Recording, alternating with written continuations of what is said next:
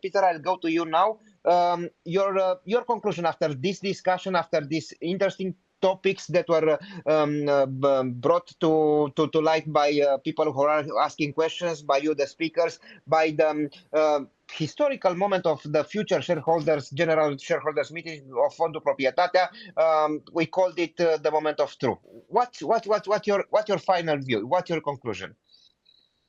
I would say that we discussed some changes, shareholder changes, different changes today. I think that the changes will always be a part of everything, and the most important is to have the long-term view and to long-term strategy and to stick to it. And I believe that if we stay on the path which was clearly stated in the last couple of months, we stick to it and we go forward, I think it's going to be very good for everybody. This would be my conclusions, and not to get too much lost in the details and in the current events. Some shareholders go in, some go out, some sell. Okay, but the most important is to have a strategy, long-term view, to stick to it and to go forward. Matei, what's your final conclusion? Yeah, it was a very interesting and at point also a bit complex debate. But in general, my conclusion is that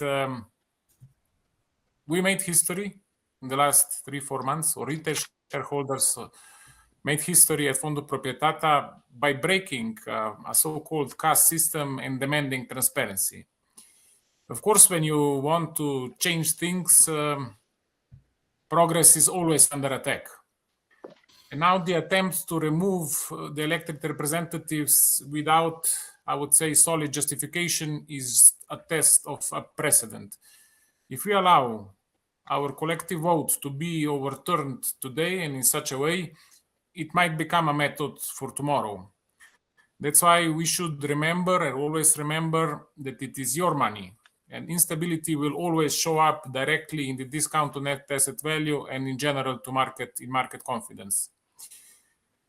Representation is a responsibility and not an exit vehicle. So that's why we think that personal interest must never rupture our collective interest. We are here representing 22,000 shareholders. We seek partnership, not subordination. We are pro-fairness and pro-correctness and in any way not anti-state. But for all the shareholders, please don't pay for someone else's experiment with your own investment. On the 26th of February, we should prove that retail shareholders is not just a majority, but an organized force which brought transparency to the fund and will not return to silence. Your vote counts.